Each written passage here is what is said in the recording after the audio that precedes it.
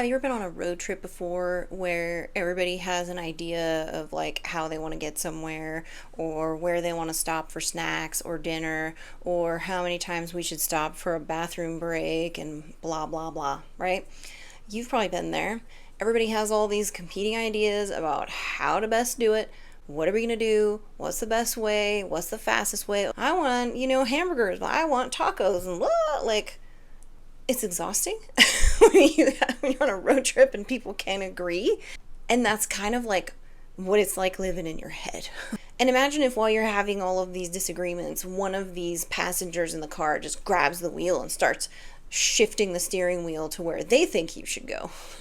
It's kind of like that's kind of how we live in our heads anyway, where everything has all these different inner parts, have all these different motivations and fears and things that they're hoping to accomplish. And if we are not consciously aware and protecting that steering wheel from all of these parts hijacking us and taking over, we might have a problem on our hands. So when your parts, your nervous system, they experience danger, they predict danger that's coming, they don't ask permission. They just grab the wheel. Whether it's, your perfectionist or your avoider or your overreactor part, they're not trying to ruin your life. It may seem like it. They're actually trying to help you. Your perfectionist part has probably done a lot for you.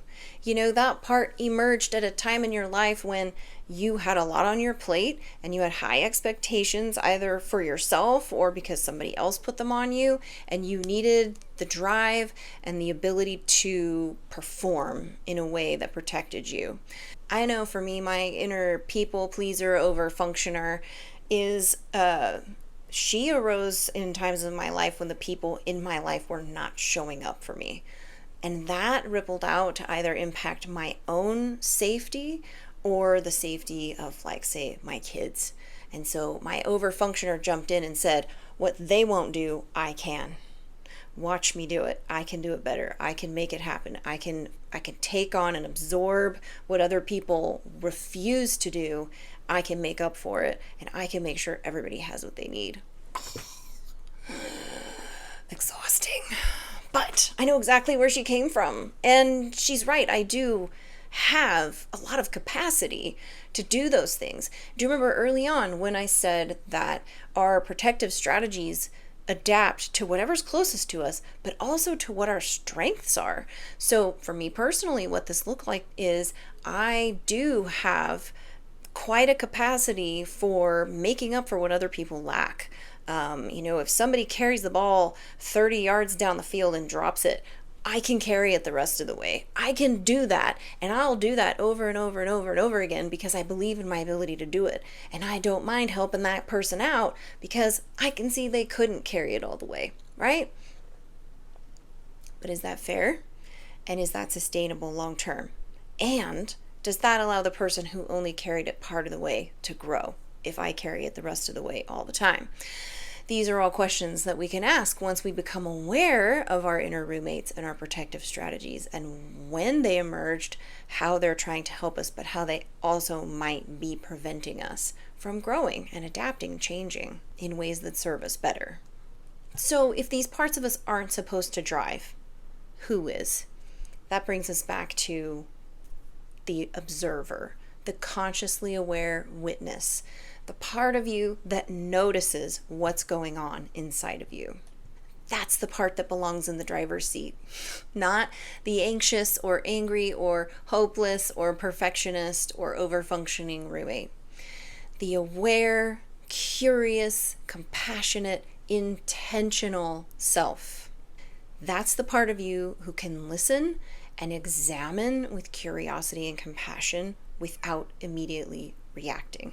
One of the biggest mindset shifts that we like to focus on in Rooted EQ is that when a protective part shows up, we don't yell at it, we don't shame it, we don't try to push it away, pretend it's not there. We do something different. We notice it. We turn toward it. We thank it. We think, oh, there's my anxious part. I see you. I know you. Find the feeling. Put your hand on it and just be with that feeling. Thank it for being here. Remember why it emerged: to protect you. What was it protecting you from, and what is it protecting you from right now? Tell it, I know you're trying to protect me, and I know you don't want me to get hurt. I know it kind of sounds a little weird to be like talking to yourself in these moments, but this is how you build a relationship with yourself. It's how you separate yourself from what you're experiencing and become that consciously aware, witnessing presence that can attend to what you're thinking and feeling and help nurture you through whatever it is that you're going through. And instead of fighting with those parts, we're understanding them, we're working with them, we are witnessing them, noticing what it is they're trying to protect you from, and considering whether that might actually be necessary. And then keeping the wheel the whole time and considering how we might act effectively or not act at all next. Something I want you to remember is that listening to a part, a protective part that's trying to help us, doesn't mean that we obey it.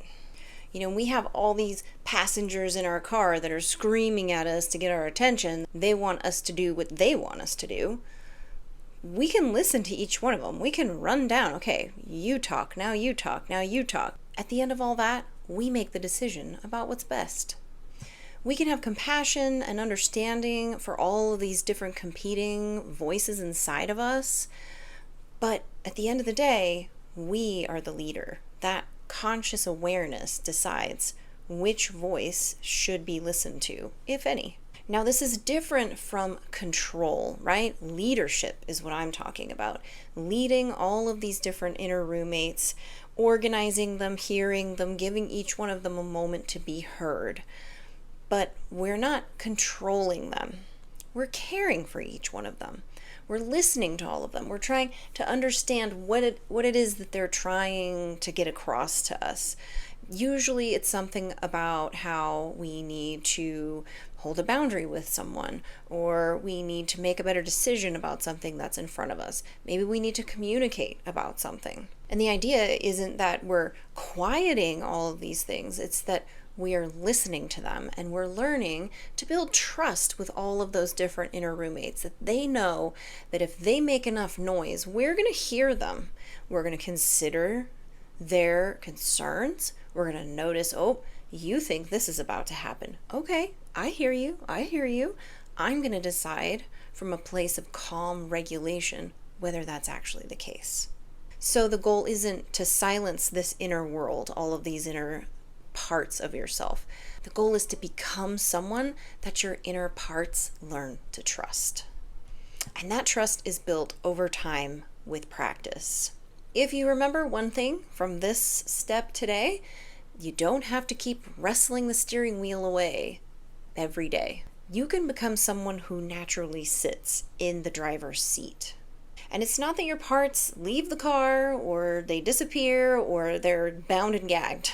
It's because they learn gradually over time that you are trustworthy and you are in charge. You'll still hear the anxious inner roommate, the inner critic, the inner perfectionist. You're still going to feel fear from those different parts of you. But now they don't get to decide what happens next. You do. And this is when we truly stop shooting that second arrow at ourselves.